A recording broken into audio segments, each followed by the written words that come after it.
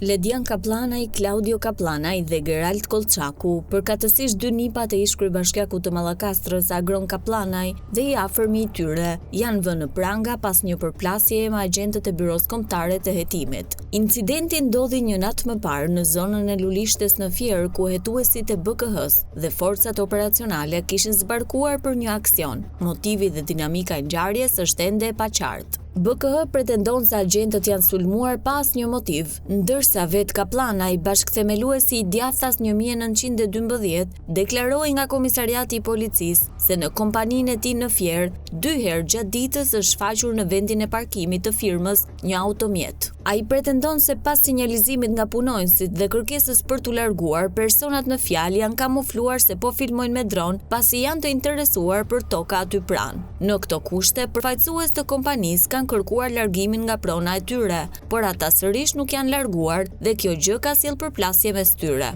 Kaplanaj shtoi se ata kishin nxjerrë edhe armët e zjarrit. Edhe të prangosurit janë shprehur se nuk e dinin kush ishin personat me të cilët u konfliktuan, pasi nuk kishin logo.